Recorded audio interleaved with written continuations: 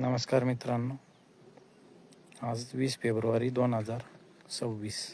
पण तुम्हाला लाईव्हमध्ये दाखवले होते झाड राईचे छोटे छोटे होते, मोठे होऊन फुल लागलेले मधमाशी याच्यावर येऊन बसायला सुरुवात झालेली. आपण स्टेप बाय स्टेप झाडं लावलेले जेणेकरून मधमाशी आपल्या प्लॉटवर येत राहावी. आपला 10 एकरचा प्लॉट आहे.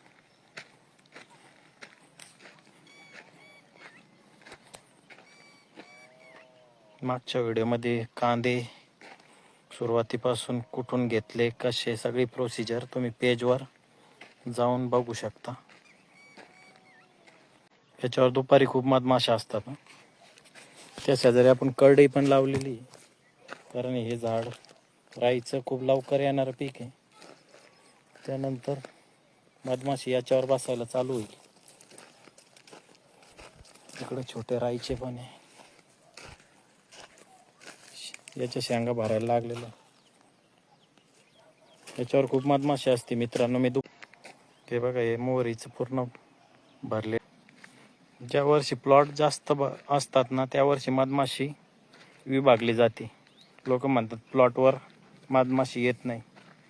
प्लॉटच जास्त आहे तर मधमाशा वाढणार थोडीचे, त्यांची संख्या विभागल्या जाते. हाच प्लॉट जर 1 एकर असता तर याच्यावर मधमाशा मावल्या नसत्या. प्रत्येक फुलावर 4-4 मधमाशा असत्या.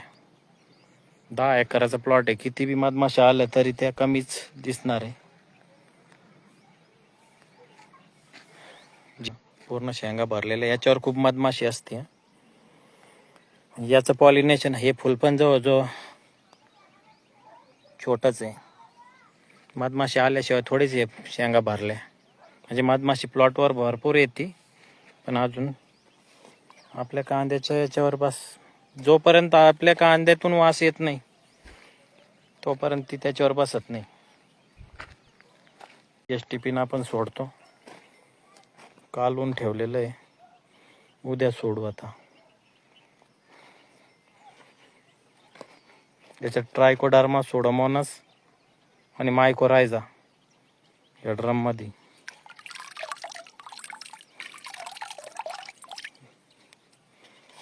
उद्या सकाळी आम्ही प्लॉटला सोडू.